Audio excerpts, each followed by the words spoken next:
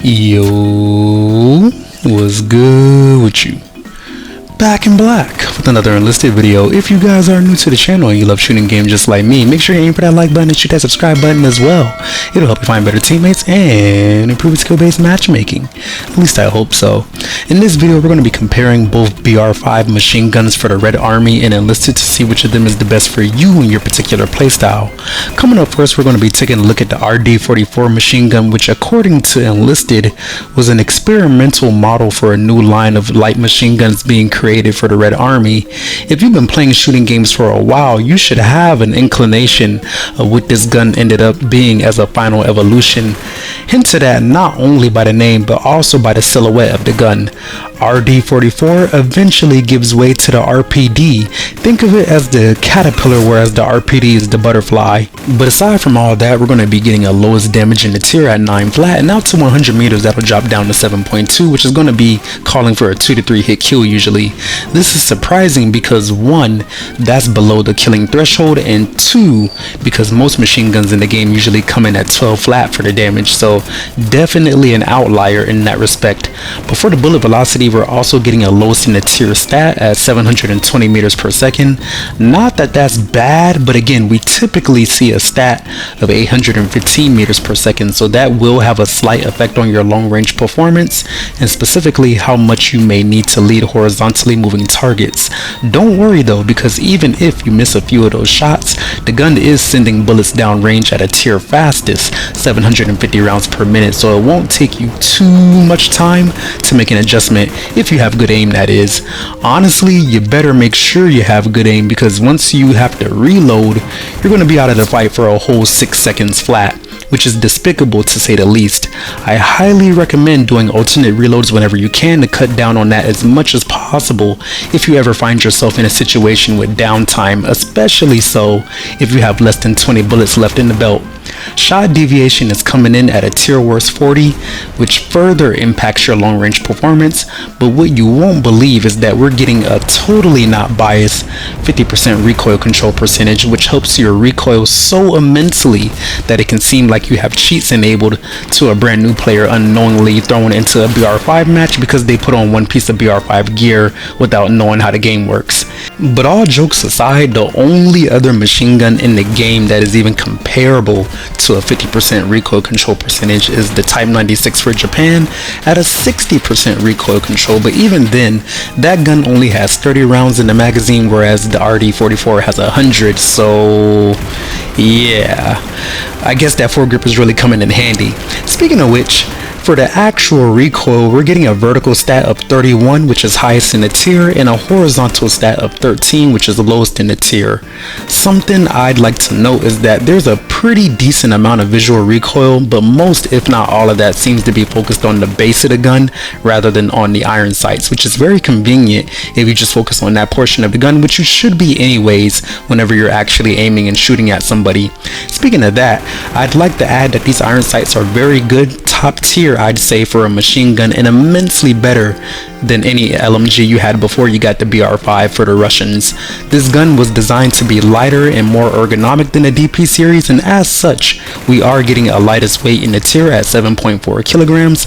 Not only that, we're getting a sprint factor of 80%, which is easily best in the tier. And if I'm being completely honest, as I look at all the other machine guns in the game and how they're sized and how they're shaped, honestly a lot of them could use a higher sprint factor, but I'm not really going to get too much into that because then we'd be speaking about Russian bias and stuff like that, but neither here nor there.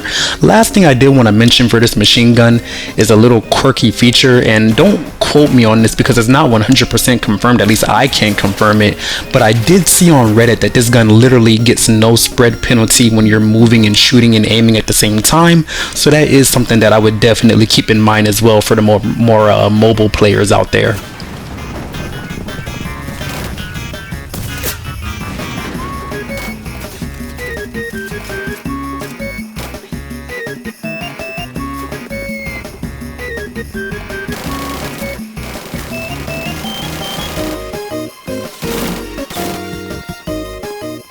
Coming up for our next competitor, we now got to take a look at the Maxim Tokarev machine gun, and I want to applaud the Enlisted description as the foreshadowing is chef's kiss, but basically this is a more mobile version of the original Maxim machine gun, which you usually see being wheeled around due to the size and weight. That said, despite the weight being reduced, it still exceeded the value used to classify as a light machine gun for the Russians.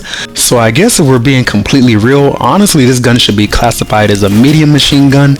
And with that being said, funnily enough and ironically, I find it weird that we're able to shoot this gun just fine from the hip like it's nothing, but that same thing cannot be said for a couple of new machine guns that got added into the game recently for the Americans and the Japanese respectively that also are pretty heavy, I would say. But neither here nor there. For this gun we will be getting the best damage in the tier at 12 flat, and out to 100 meters that'll drop down to 10.8, which is above the killing threshold and much in line with the vast majority of other machine guns in the game, unlike our previous competitor. This will enhance your range combat capabilities in conjunction with the bullet velocity, which is also back in a normal place for the faction at 815 meters per second, which is also highest in the tier. The rate of fire for the Maxim Tokarev is on the lower side at a tier worst 600 rounds per minute, but I don't necessarily find that number to be the worst thing in the world. It's not so low that you're getting outgunned all the time, but it's not so high that you chew through your entire, drum magazine like you would with the RD44. So that is something to consider, and also pretty good if you're going to be fighting at longer range, which you probably should be for this gun. Another reason you may want to be using this gun at further ranges is due to the reload speed, which is even worse than the RD44 at 6.5 seconds. So in the same vein as the competition, you will want to be getting those alternate reloads in there as much as possible. Swinging back in a positive direction, the shot deviation on this gun is going to be best in the tier at 38, which means this LMG is going to lean towards being more capable at long range again. And although we're not getting a God's favorite 50% recoil control boost, we are still getting an above average 20% recoil control boost, whereas the norm is 10%, so you gotta take the good with the bad, I suppose. The vertical recoil is coming in at a stat of 21, which is going to be best in the tier, but on the flip side again, and substantially worse, the horizontal recoil is going to be coming in at 18, which we all know is going to be a lot harder to control or account for.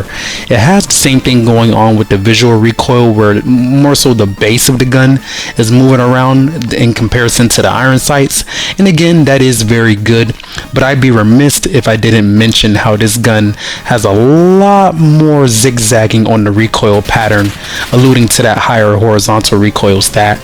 To get back to the foreshadowing of the Enlisted description, this big guy is coming in at a really heavy 15.5 kilograms, which is worse than the tier, and 34 fucking pounds, man. Jeez, like how are people hip firing this thing? I'm just kidding, but for real though, you guys probably should consider adding hip fire for those 2 new Brownings that got added not too long ago. Neither here nor there. With this gun we are going to be moving at a snail's pace around the map with a 45% sprint factor, which really sucks because normally it comes in at a sprint factor of 50% with most machine guns, and that does kind of suck, especially if you're not going to be playing defense. You can circumvent this kind of thing by switching to your melee weapon or your pistol to cover distance when you're moving around the map, but if you're sprinting with this thing out and trying to move from position to position to shoot somebody, you're going to be eating up stamina like a Snorlax. Last thing I almost forgot to mention with this gun is going to be the iron sights, and it's pretty much in a very similar vein as the RD44, whereas they're very nice and open and clear, and I don't have a problem necessarily acquiring any targets because most of the recoil that you're going to see is again located in the base, or I guess the stock of the weapon, and not necessarily moving the iron sights around that much. But yeah, all that being said, they're pretty good. I don't know if I would say they're better than the RD44, but I would say they're right on par, so still going to get a really high score from me. So yeah man, we got 2 machine guns here. One is lighter, shoots faster and has less damage, while the other is heavier, stronger and more steady on the fire rate. I'd honestly say that they're both really excellent in their own way, depending on skill, game mode and preference, but overall I'd have to concede that the RD44 is better. So let's break down why, generally speaking, this one would be preferred for most situations. I gotta say, man, the biggest factor for me is going to be that recoil control percentage. Not many guns in the game are going to give you the means to have a laser beam, so that's just going to be something you have to take advantage of whenever it is presented to you. My second biggest reason is going to be the sprint factor at 80%. No other BR5 machine gun in the game will allow you to get around the map as fast or quickly, and that's before I even mention the non-existent penalty to spread while shooting and moving at the same time. And for my last reason, I must address the damage. I do understand the appeal of having one bullet do the job over 2 or 3, but I must also admit that once your fire rate gets past a certain point, especially when it comes to using machine guns, you're always going to be shooting 5 bullets or more every time you pull the trigger. So at a certain point, you kind of just want to choose the gun that makes it easier for you to hit the target, which loops me back to everything I previously said.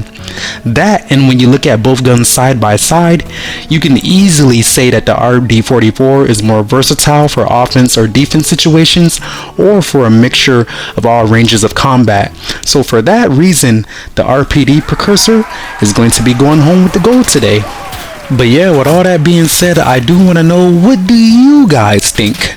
At the end of the day, these are just my personal opinions, but I am hoping with the combination of the gameplay and my explanations, you guys can decide for yourself which BR5 machine gun for the USSR or the Red Army is best for you and your particular playstyle.